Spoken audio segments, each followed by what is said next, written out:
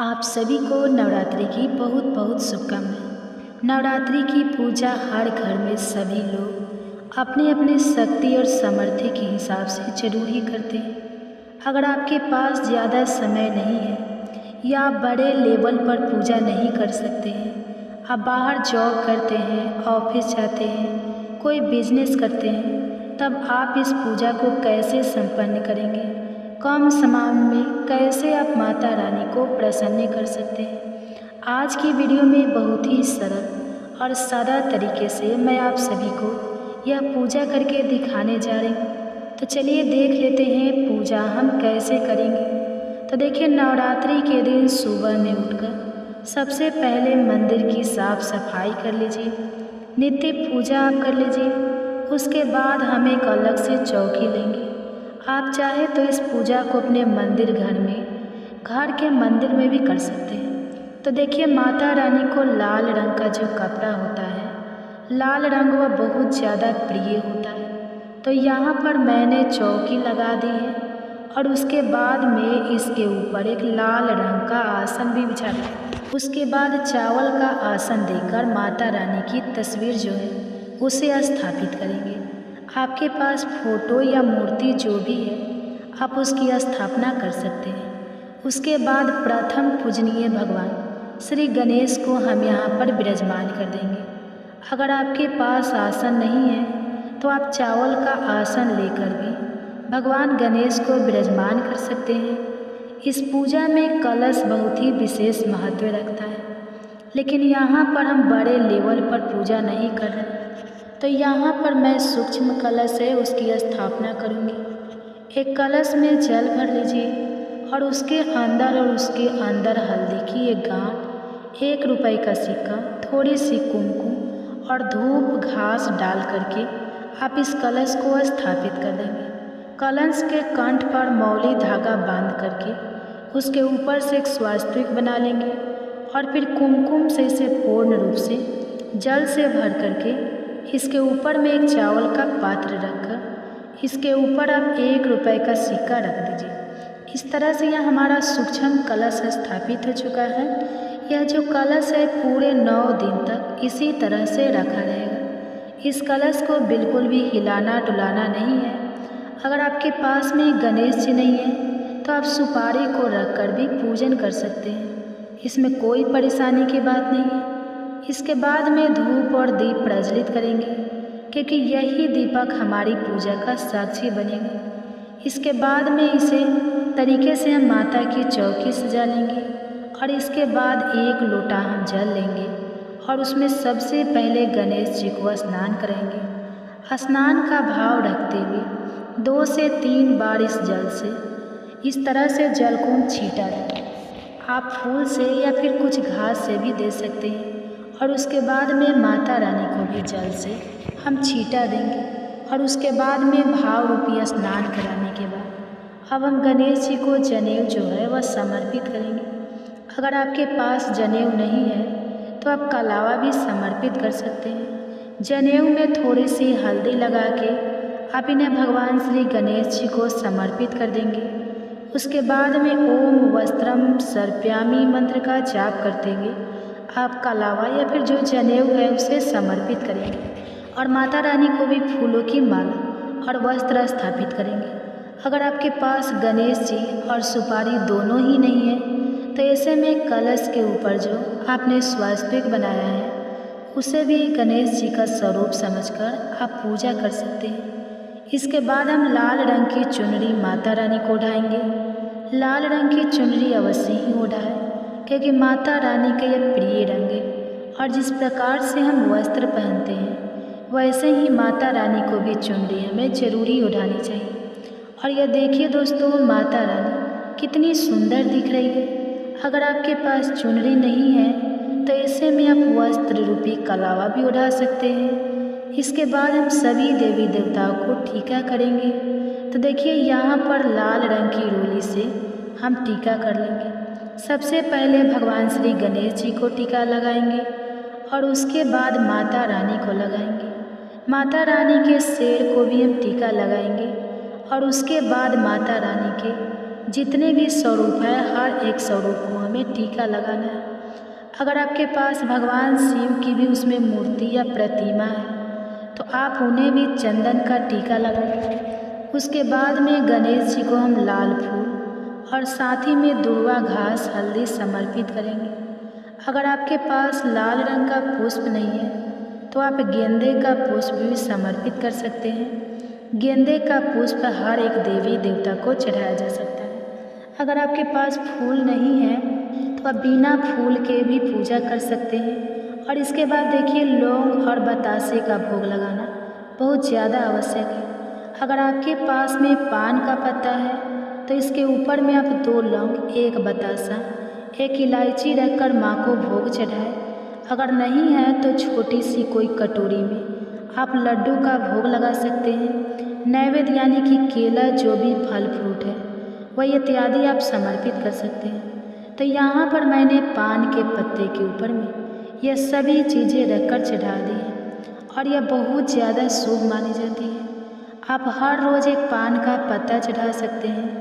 लेकिन अगर आपके पास समय कम है, आप ऑफिस वगैरह जाते हैं तो आप एक कटोरी में मेवा, ड्राई फ्रूट्स या फिर कोई भी एक फल की व्यवस्था करके रखिए। सुबह के समय में आप जाने से पहले आप कोई भी एक भोग लगाकर अपने ऑफिस वगैरह या फिर जहाँ भी आप जाते हैं जा सकते हैं। साथ ही में थोड़ा सा जल का भोग भी जरूरी लगाइएगा।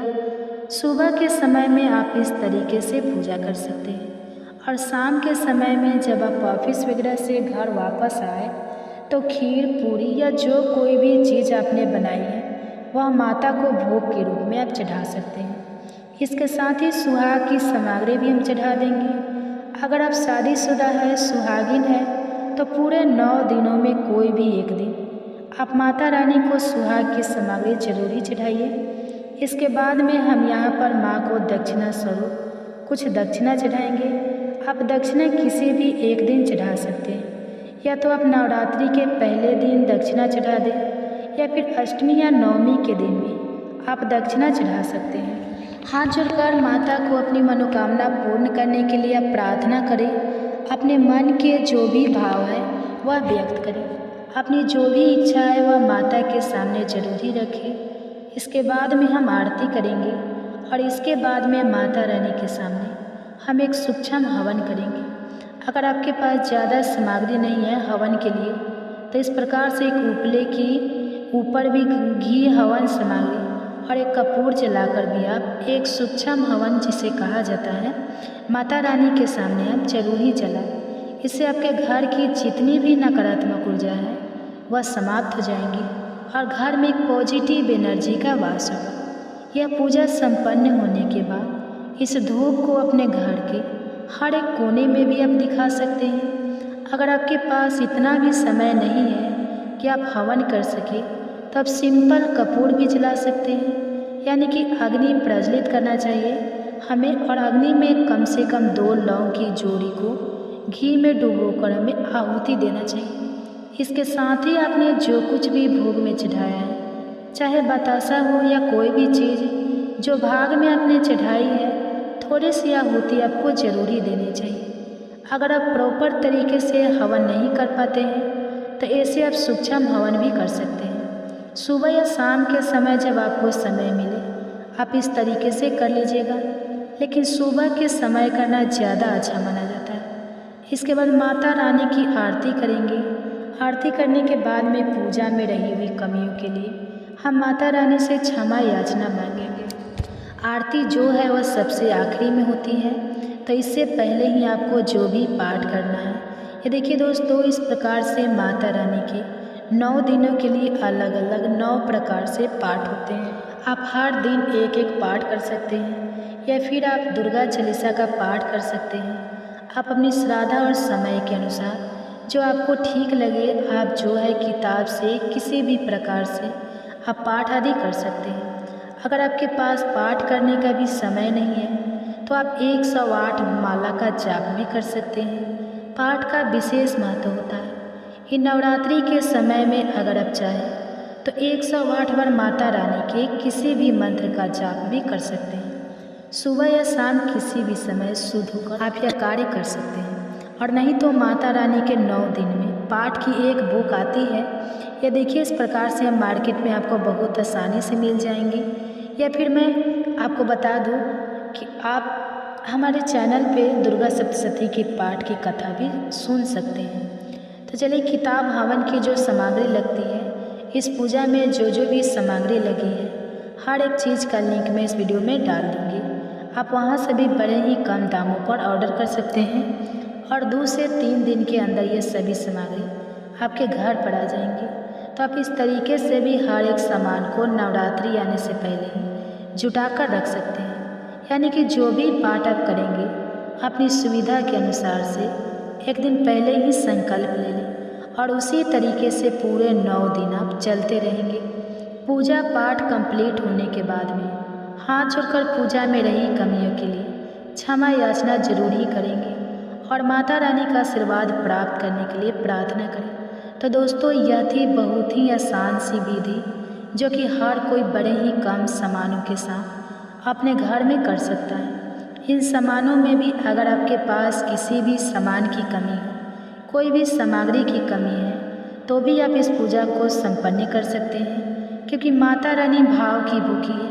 आप भाव रूपी किसी भी सामग्री को चढ़ा सकते हैं, माता रानी उसे स्वीकार जरूर ही करेंगे। आपके मन में किसी भी प्रकार का कोई प्रश्न है तो मुझे कमेंट सेक्शन में ज़रूर लिख भेजिएगा। कमेंट सेक्शन में आपने अगर अभी तक जय माता दी नहीं लिखा है तो कंजूसी मत कीजिए, जय माता दी लिखकर वीडियो को लाइक करके चैनल अनकाव्य स्टोरी को सब्सक्राइब जरूर कीजिए। मिलती हूँ एक और नई जानकारी के साथ, तब तक के लिए जय माता रानी। और इन नवरात्रि के आने से पहले आप सभी को अपने घरों से इन 7 वस्तुओं को बाहर हटा देना है। कहा जाता है कि जिन घरों में ये 7 वस्तुएं पाई जाती है, उस घर में माता रानी प्रवेश नहीं करती है। तो दोस्तों, आप सभी का आपके अपने चैनल अनकाव्य स्टोरी में हार्दिक स्वागत है।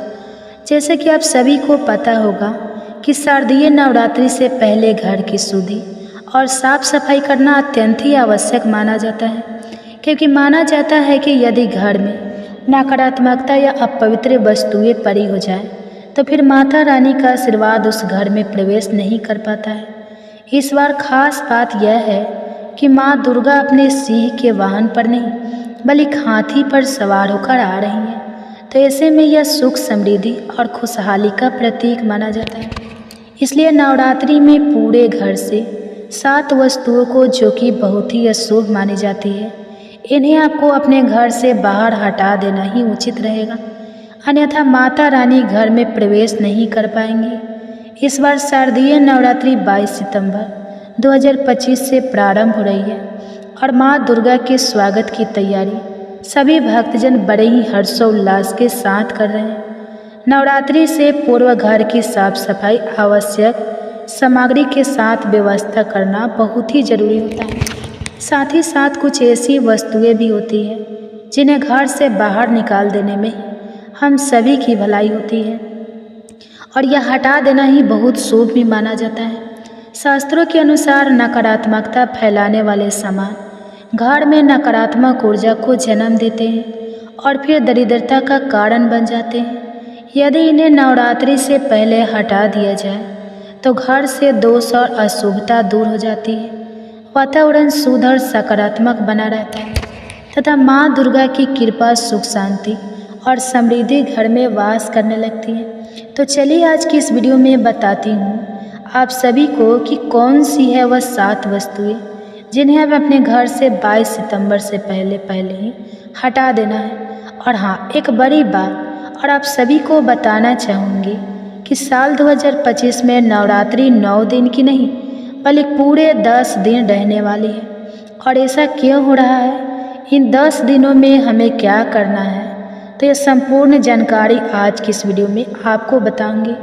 लेकिन सबसे पहले आप सभी से निवेदन है कि अगर आप माता रानी को अपने घर बुलाना चाहते हैं तो कमेंट सेक्शन में माता रानी का जयकारा जरूर ही लगा दीजिए। जय हो शेरों वाली मैया की। साथ ही साथ माता रानी की इस वीडियो को लाइक भी कर दीजिए। और नवरात्रि के 9 दिनों में अगर आप अपनी कुंडली के अनुसार राशि फल जानना चाहते हैं तो कमेंट सेक्शन में आप अपना नाम, डेट ऑफ बर्थ और अपनी राशि लिख दीजिए। नवरात्रि के 9 दिनों में आपका राशिफल क्या कहता है, यह मैं आप सभी को कमेंट सेक्शन के माध्यम से ही बता दूंगी। आप बहुत ही ध्यान से अपने 5 से 10 मिनट का समय निकालकर इस वीडियो को पूरा ध्यान से देख लीजिए। देखिए, शारदीय नवरात्रि के 9 दिनों में माता रानी की उपासना हम सभी करते हैं, लेकिन अगर कुछ विशेष जानकारी के साथ हम जब उपासना करते हैं तो उनके ऊपर माता रानी की विशेष आशीर्वाद बनता है। साथ ही साथ मान्यता है कि नवरात्रि में इन पावन दिनों में यदि कोई साधक माँ दुर्गा को प्रसन्न कर लेता है तो माता उसके जीवन में स्वास्थ्य संबंधी, दुख दर्द संबंधी और अनेकों प्रकार के कष्टों को दूर कर देती है। माता रानी की कृपा से ऐसे व्यक्ति के घर में धन, वस्त्र, अन्न, किसी चीज़ की कोई कमी नहीं रहती है, बल्कि उसके जीवन में सुख, समृद्धि, सौभाग्य अस्थायी रूप से निवास करने लगता है।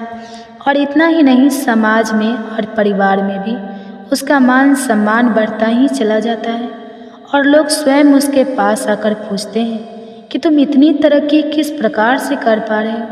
तो यह सब इसलिए संभव हो पाता है क्योंकि साधक साक्षात माता रानी के 9 स्वरूपों का आशीर्वाद प्राप्त कर चुका होता है और जीवन को हर दिशा में मंगलमय बना लेता है। तो भक्तों, बात ऐसी है कि मेरा काम है सिर्फ आप सभी को सलाह देना, तो मैं आपको केवल सलाह मात्र ही दे सकती हूँ। अब आप इसे माने या ना माने यह आपकी मर्जी, लेकिन अगर आप इस बात को मान लेते हैं तो मान के चलिए आपके ऊपर माता रानी की विशेष कृपा आशीर्वाद के साथ साथ ही आप दिन दुगुनी रात चौगुनी तरक्की करेंगे, क्योंकि यह नवरात्रि है बहुत ही ज़्यादा खास। तो चलिए जान लेते हैं कि कौन सी है वह शुभ वस्तुएं जो नवरात्रि, शारदीय नवरात्रि से पहले हमें अपने घर से हटा देना ही शुभ रहेगा। लेकिन इससे पहले हम सभी जान लेते हैं कि शारदीय नवरात्रि कब प्रारंभ हो रही है और कब इसका समापन होगा। सही डेट और टाइमिंग के बारे में, साथ ही शुभ मुहूर्त भी आप सभी को बता देती हूँ। तो देखिए, नवरात्रि के पूरे 9 दिन गंगा जल की हर एक बूंद की तरह पवित्र माने जाते हैं। यह शुभ अशुभ भक्तों के जीवन में खुशियों की सौगात लेकर आता है। और आपको बताना चाहूँगी कि इस साल माँ दुर्गा हाथी पर सवार होकर आएंगी। हाथी की सवारी को बहुत ही शुभ माना गया है। हालांकि इसे आंशिक महामारी का कारण भी बताया जा रहा है। शास्त्रों में वर्णित है तथा मान्यता भी कुछ इसी प्रकार से बताई गई है कि शारदीय नवरात्रि में यदि माता दुर्गा का आगमन उनके वाहन सिंह पर नहीं बल्कि हाथी पर होगा तो ऐसा माना जाता है कि माता दुर्गा का हाथी पर सवार होकर आना बहुत ही शुभ और कल्याणकारी होगा। जीवन सुखमय बना रहेगा, भक्ति का भरपूर लाभ भक्तजनों को मिल पाएगा। और जैसा कि मैंने आप सभी को बताया कि साल 2025 में नवरात्रि बहुत ही ज़्यादा विशेष है, क्योंकि इसमें नवरात्रि ना 9 दिन ना पूरे 11 दिन, पूरे 10 दिन तक मनाई जाएगी। इन 10 दिनों में माँ शेरावाली की विशेष रूप से पूजा आराधना की जाएंगी। तो देखिए, शारदीय नवरात्रि का महापर्व आश्विन मास की प्रतिपदा से शारदीय नवरात्रि शुरू होते हैं और इस साल शारदीय नवरात्रि 22 सितंबर से शुरू हो रहे हैं। नवरात्रि का इस साल उत्तरा फाल्गुनी नक्षत्र और हस्त योग का महासयोग बन रहा है। इस साल नवरात्रि सोमवार 22 सितंबर से शुरू होकर 8 अक्टूबर तक चलेगी। नवरात्रि का आरंभ घट स्थापना के साथ होगा और जिसे बहुत ही शुभ माना जाता है। तो 22 सितंबर 2025 सोमवार के दिन घट स्थापना का जो सबसे शुभ मुहूर्त है वो है सुबह के समय में 6:09 से 8:01 तक। तो देखिए, सूर्यप्रीत अमावस्या के दिन सूर्य ग्रहण लगने जा रहा है। तो जब आप 6 बजे से पहले ही अपने घर की अच्छे तरीके से साफ सफाई कर लें, उसके बाद ही घट स्थापना आप कीजिए, क्योंकि ग्रहण के बाद घर का शुद्धिकरण करना और अपना शुद्धिकरण करना बिल्कुल ही अनिवार्य होता है। और अगर आप 6:09 से 8 बजे के बीच ना कर पाए तो इसके अलावा आप दोपहर में भी घट स्थापना कर सकते हैं।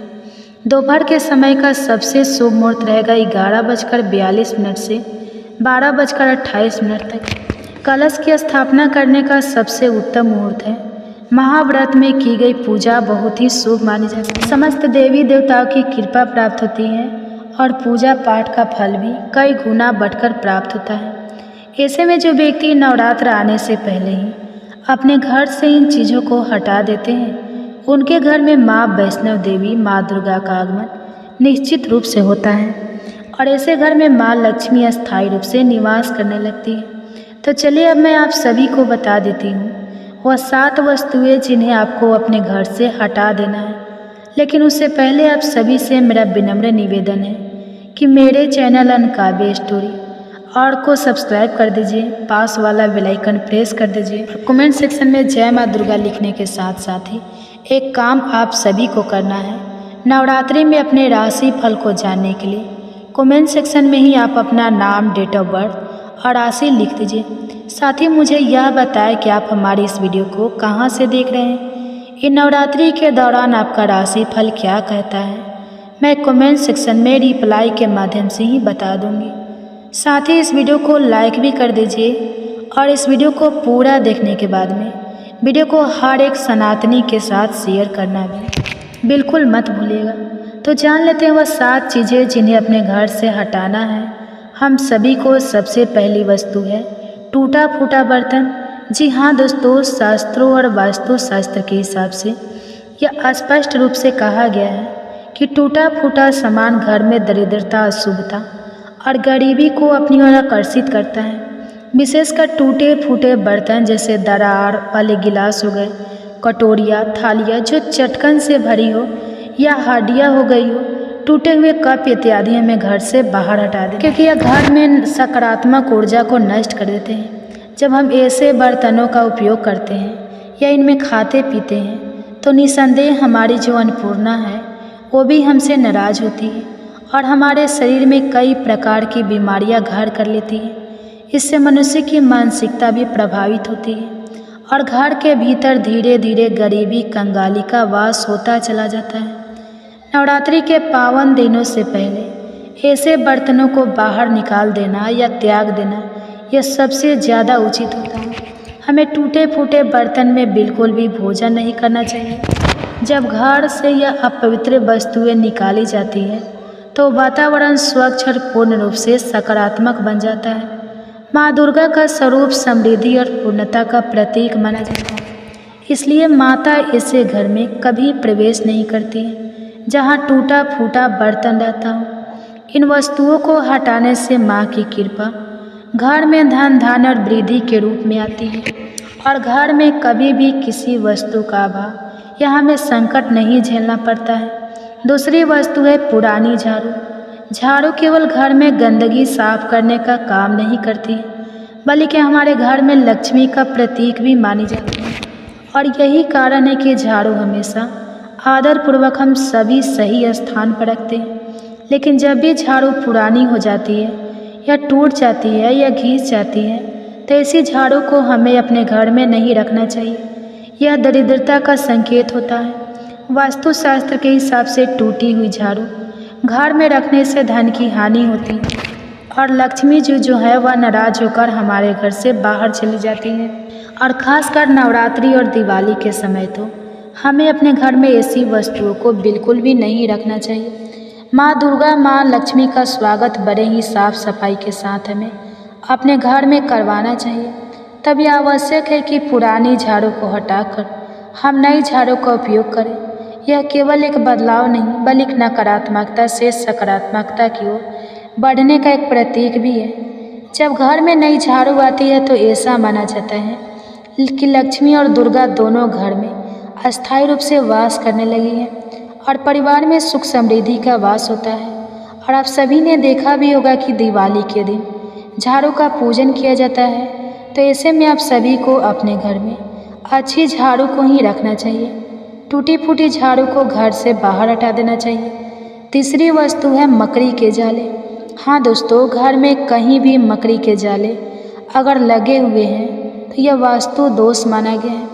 मकड़ी के जाले आलस्य, रुकावट और स्थिरता के प्रतीक होते हैं। जिस घर में जाले लगे रहते हैं वहाँ प्रगति मार्ग जो है वह बिल्कुल ही अवरुद्ध हो जाता है। चाहे कितना भी परिश्रम कर लिया जाए, वहाँ के लोग जीवन में आगे नहीं बढ़ पाते हैं।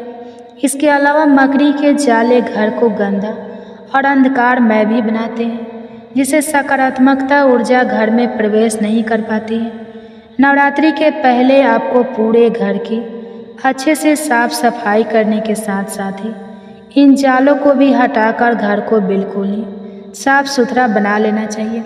ऐसे घर में माँ दुर्गा का प्रवेश सरलता से हो जाता है और ऐसा घर शुद्धता का प्रतीक भी बन जाता है। इससे घर का हर एक सदस्य ऊर्जा, उत्साह और उन्नति और अग्रसर होता हुआ चला जाता है। माँ दुर्गा शुद्ध और पवित्र घर में ही निवास करती है, इसलिए मकड़ी के जालों को हटाना उनकी कृपा पाने का पहला कदम होता है। अगली वस्तु है टूटी फूटी मूर्तियाँ और तस्वीरें। भगवान या देवी देवताओं की टूटी फूटी मूर्तियाँ घर में रखना अशुभ माना जाता है।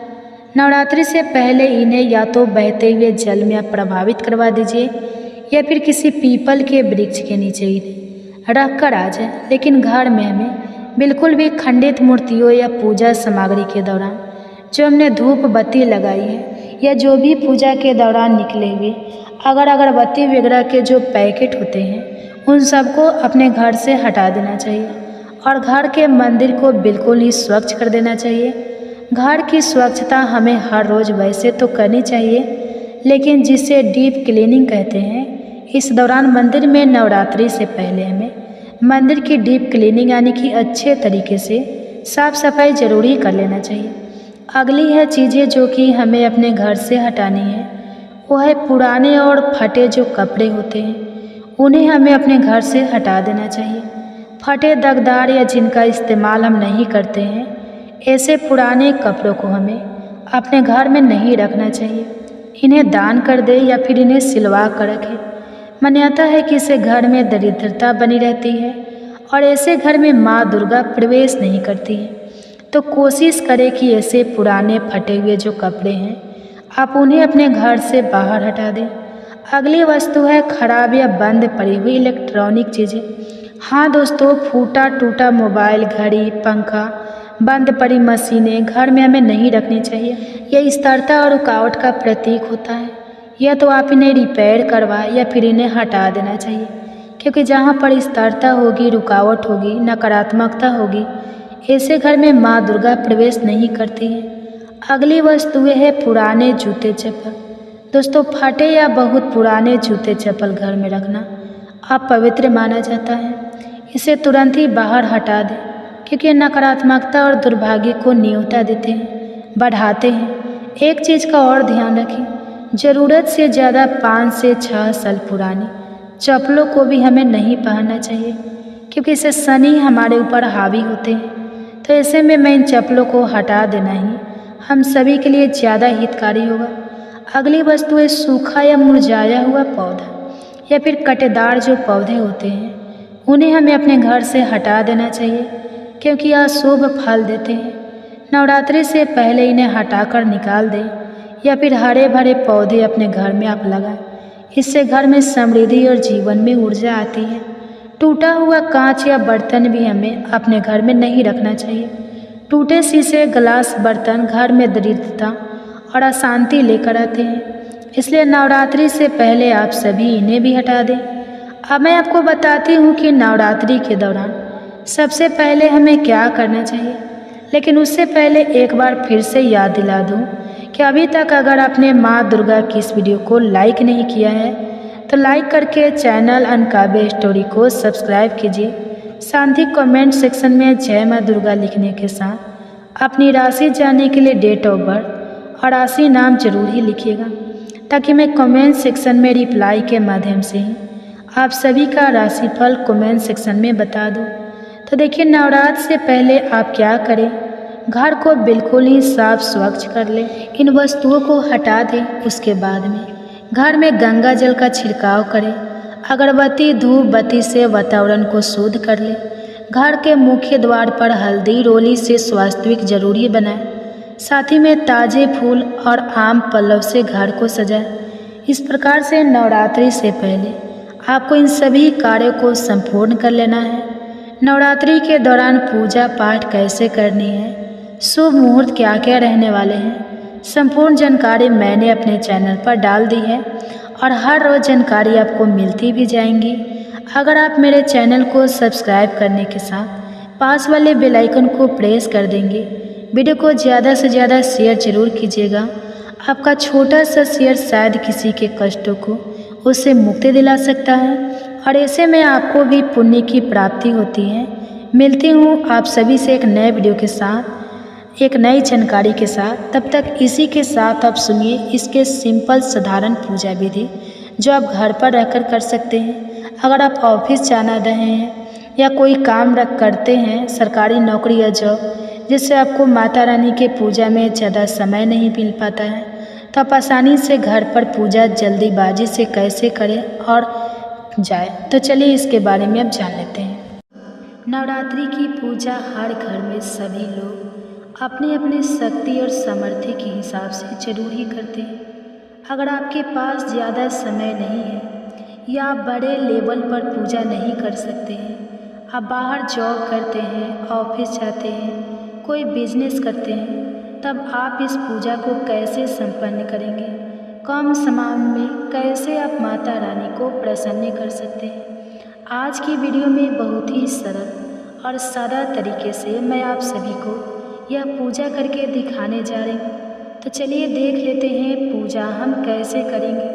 तो देखिए, नवरात्रि के दिन सुबह में उठकर सबसे पहले मंदिर की साफ सफाई कर लीजिए, नित्य पूजा आप कर लीजिए। उसके बाद हम एक अलग से चौकी लेंगे। आप चाहे तो इस पूजा को अपने मंदिर घर के मंदिर में भी कर सकते हैं। तो देखिए, माता रानी को लाल रंग का जो कपड़ा होता है, लाल रंग वह बहुत ज़्यादा प्रिय होता है। तो यहाँ पर मैंने चौकी लगा दी है और उसके बाद में इसके ऊपर एक लाल रंग का आसन भी बिछा दिया। उसके बाद चावल का आसन देकर माता रानी की तस्वीर जो है उसे स्थापित करेंगे। आपके पास फोटो या मूर्ति जो भी है आप उसकी स्थापना कर सकते हैं। उसके बाद प्रथम पूजनीय भगवान श्री गणेश को हम यहाँ पर विराजमान कर देंगे। अगर आपके पास आसन नहीं है तो आप चावल का आसन लेकर भी भगवान गणेश को विराजमान कर सकते हैं। इस पूजा में कलश बहुत ही विशेष महत्व रखता है, लेकिन यहाँ पर हम बड़े लेवल पर पूजा नहीं कर रहे। तो यहाँ पर मैं सूक्ष्म कलश है उसकी स्थापना करूँगी। एक कलश में जल भर लीजिए और उसके अंदर हल्दी की एक गांठ, 1 रुपये का सिक्का, थोड़ी सी कुमकुम और धूप घास डाल करके आप इस कलश को स्थापित कर देंगे। कलश के कंठ पर मौली धागा बांध करके उसके ऊपर से एक स्वास्तिक बना लेंगे और फिर कुमकुम से इसे पूर्ण रूप से जल से भर करके इसके ऊपर में एक चावल का पात्र रखकर इसके ऊपर आप 1 रुपये का सिक्का रख दीजिए। इस तरह से यह हमारा सूक्ष्म कलश स्थापित हो चुका है। यह जो कलश है पूरे 9 दिन तक इसी तरह से रखा रहेगा। इस कलश को बिल्कुल भी हिलाना डुलाना नहीं है। अगर आपके पास में गणेश जी नहीं है तो आप सुपारी को रखकर भी पूजन कर सकते हैं, इसमें कोई परेशानी की बात नहीं है। इसके बाद में धूप और दीप प्रज्वलित करेंगे, क्योंकि यही दीपक हमारी पूजा का साक्षी बनेंगे। इसके बाद में इसे तरीके से हम माता की चौकी सजा लेंगे और इसके बाद 1 लोटा हम जल लेंगे और उसमें सबसे पहले गणेश जी को स्नान करेंगे। स्नान का भाव रखते हुए 2 से 3 बार इस जल से इस तरह से जल को हम छीटा दें। आप फूल से या फिर कुछ घास से भी दे सकते हैं और उसके बाद में माता रानी को भी जल से हम छीटा देंगे और उसके बाद में भाव रूपी स्नान कराने के बाद अब हम गणेश जी को जनेऊ जो है वह समर्पित करेंगे। अगर आपके पास जनेऊ नहीं है तो आप कलावा भी समर्पित कर सकते हैं। जनेऊ में थोड़ी सी हल्दी लगा के आप इन्हें भगवान श्री गणेश जी को समर्पित कर देंगे। उसके बाद में ओम वस्त्रम सर्प्यामी मंत्र का जाप करते हुए आप कलावा या फिर जो जनेऊ है उसे समर्पित करेंगे और माता रानी को भी फूलों की माला और वस्त्र स्थापित करेंगे। अगर आपके पास गणेश जी और सुपारी दोनों ही नहीं है तो ऐसे में कलश के ऊपर जो आपने स्वास्तिक बनाया है उसे भी गणेश जी का स्वरूप समझकर आप पूजा कर सकते हैं। इसके बाद हम लाल रंग की चुनरी माता रानी को ओढ़ाएंगे। लाल रंग की चुनरी अवश्य ही ओढ़ाएं, क्योंकि माता रानी का यह प्रिय रंग है। और जिस प्रकार से हम वस्त्र पहनते हैं वैसे ही माता रानी को भी चुनरी हमें जरूरी ओढ़ानी चाहिए। और यह देखिए दोस्तों, माता रानी कितनी सुंदर दिख रही है। अगर आपके पास चुनरी नहीं है तो ऐसे में आप वस्त्र रूपी कलावा भी उड़ा सकते हैं। इसके बाद हम सभी देवी देवताओं को टीका करेंगे। तो देखिए, यहाँ पर लाल रंग की रोली से हम टीका कर लेंगे। सबसे पहले भगवान श्री गणेश जी को टीका लगाएंगे और उसके बाद माता रानी को लगाएंगे। माता रानी के शेर को भी हम टीका लगाएंगे और उसके बाद माता रानी के जितने भी स्वरूप है हर एक स्वरूप को हमें टीका लगाना है। अगर आपके पास भगवान शिव की भी उसमें मूर्ति या प्रतिमा है तो आप उन्हें भी चंदन का टीका लगाएं। उसके बाद में गणेश जी को हम लाल फूल और साथ ही में दुर्वा घास हल्दी समर्पित करेंगे। अगर आपके पास लाल रंग का पुष्प नहीं है तो आप गेंदे का पुष्प भी समर्पित कर सकते हैं। गेंदे का पुष्प हर एक देवी देवता को चढ़ाया जा सकता है। अगर आपके पास फूल नहीं है तो आप बिना फूल के भी पूजा कर सकते हैं। और इसके बाद देखिए, लौंग और बतासे का भोग लगाना बहुत ज़्यादा आवश्यक है। अगर आपके पास में पान का पत्ता है तो इसके ऊपर में आप 2 लौंग, 1 बतासा, 1 इलायची रखकर माँ को भोग चढ़ाएं। अगर नहीं है तो छोटी सी कोई कटोरी में आप लड्डू का भोग लगा सकते हैं। नैवेद्य यानी कि केला, जो भी फल फ्रूट है वही इत्यादि आप समर्पित कर सकते हैं। तो यहाँ पर मैंने पान के पत्ते के ऊपर में यह सभी चीज़ें रखकर चढ़ा दी हैं और यह बहुत ज़्यादा शुभ मानी जाती है। आप हर रोज़ 1 पान का पत्ता चढ़ा सकते हैं। लेकिन अगर आपके पास समय कम है, आप ऑफिस वगैरह जाते हैं, तो आप 1 कटोरी में मेवा, ड्राई फ्रूट्स या फिर कोई भी एक फल की व्यवस्था करके रखिए। सुबह के समय में आप जाने से पहले आप कोई भी एक भोग लगाकर अपने ऑफिस वगैरह या फिर जहाँ भी आप जाते हैं जा सकते हैं। साथ ही में थोड़ा सा जल का भोग भी जरूरी लगाइएगा। सुबह के समय में आप इस तरीके से पूजा कर सकते हैं।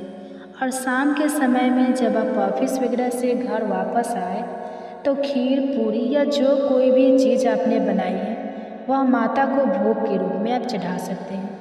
इसके साथ ही सुहाग की सामग्री भी हम चढ़ा देंगे। अगर आप शादीशुदा है, सुहागिन है, तो पूरे 9 दिनों में कोई भी एक दिन आप माता रानी को सुहाग की सामग्री जरूरी चढ़ाइए। इसके बाद में हम यहाँ पर माँ को दक्षिणा स्वरूप कुछ दक्षिणा चढ़ाएंगे। आप दक्षिणा किसी भी एक दिन चढ़ा सकते हैं, या तो आप नवरात्रि के पहले दिन दक्षिणा चढ़ा दें या फिर अष्टमी या नवमी के दिन भी आप दक्षिणा चढ़ा सकते हैं। हाथ जोड़कर माता को अपनी मनोकामना पूर्ण करने के लिए आप प्रार्थना करें। अपने मन के जो भी भाव है वह व्यक्त करें। अपनी जो भी इच्छा है वह माता के सामने जरूरी रखें। इसके बाद में हम आरती करेंगे और इसके बाद में माता रानी के सामने हम एक सूक्ष्म हवन करेंगे। अगर आपके पास ज़्यादा सामग्री नहीं है हवन के लिए तो इस प्रकार से एक उपले की ऊपर भी घी हवन सामग्री और एक कपूर जलाकर भी आप एक सूक्ष्म हवन, जिसे कहा जाता है, माता रानी के सामने आप जरूर ही जलाएं। इससे आपके घर की जितनी भी नकारात्मक ऊर्जा है वह समाप्त हो जाएंगी और घर में एक पॉजिटिव एनर्जी का वास होगा। यह पूजा संपन्न होने के बाद इस धूप को अपने घर के हर एक कोने में भी आप दिखा सकते हैं। अगर आपके पास इतना भी समय नहीं है कि आप हवन कर सके तो आप सिंपल कपूर भी जला सकते हैं, यानी कि अग्नि प्रज्वलित करना चाहिए हमें। और अग्नि में कम से कम 2 लौंग की जोड़ी को घी में डुबोकर हमें आहुति देना चाहिए।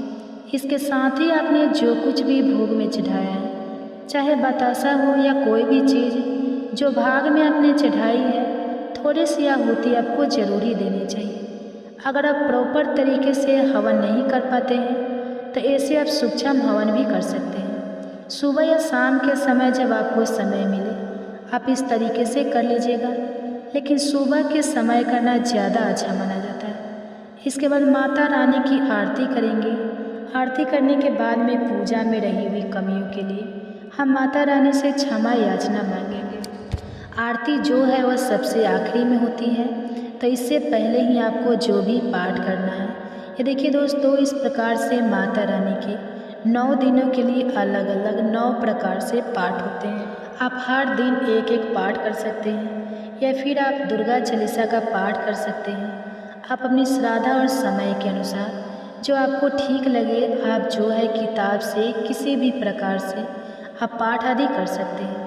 अगर आपके पास पाठ करने का भी समय नहीं है तो आप 108 माला का जाप भी कर सकते हैं। पाठ का विशेष महत्व होता है। ये नवरात्रि के समय में अगर आप चाहें तो 108 बार माता रानी के किसी भी मंत्र का जाप भी कर सकते हैं। सुबह या शाम किसी भी समय शुद्ध होकर आप यह कार्य कर सकते हैं। और नहीं तो माता रानी के 9 दिन में पाठ की एक बुक आती है, यह देखिए इस प्रकार से मार्केट में आपको बहुत आसानी से मिल जाएंगी। या फिर मैं आपको बता दूं कि आप हमारे चैनल पे दुर्गा सप्तशती के पाठ की कथा भी सुन सकते हैं। तो चलिए, किताब हवन की जो सामग्री लगती है, इस पूजा में जो जो भी सामग्री लगी है, हर एक चीज़ का लिंक मैं इस वीडियो में डाल दूँगी। आप वहाँ से भी बड़े ही कम दामों पर ऑर्डर कर सकते हैं और 2 से 3 दिन के अंदर ये सभी सामग्री आपके घर पर आ जाएंगी। तो आप इस तरीके से भी हर एक सामान को नवरात्रि आने से पहले ही जुटा कर रख सकते हैं। यानी कि जो भी पाठ आप करेंगे, अपनी सुविधा के अनुसार से एक दिन पहले ही संकल्प ले लें और उसी तरीके से पूरे 9 दिन आप चलते रहेंगे। पूजा पाठ कंप्लीट होने के बाद में हाथ जोड़कर पूजा में रही कमियों के लिए क्षमा याचना जरूर ही करेंगे और माता रानी का आशीर्वाद प्राप्त करने के लिए प्रार्थना करें। तो दोस्तों, यह थी बहुत ही आसान सी विधि जो कि हर कोई बड़े ही कम सामानों के साथ अपने घर में कर सकता है। इन सामानों में भी अगर आपके पास किसी भी सामान की कमी हो, कोई भी सामग्री की कमी है, तो भी आप इस पूजा को संपन्न कर सकते हैं, क्योंकि माता रानी भाव की भूखी है। आप भाव रूपी किसी भी सामग्री को चढ़ा सकते हैं, माता रानी उसे स्वीकार जरूर ही करेंगे। आपके मन में किसी भी प्रकार का कोई प्रश्न है तो मुझे कमेंट सेक्शन में ज़रूर लिख भेजिएगा। कमेंट सेक्शन में आपने अगर अभी तक जय माता दी नहीं लिखा है तो कंजूसी मत कीजिए, जय माता दी लिखकर वीडियो को लाइक करके चैनल अनकाव्य स्टोरी को सब्सक्राइब जरूर कीजिए। मिलती हूँ एक और नई जानकारी के साथ, तब तक के लिए जय माता रानी।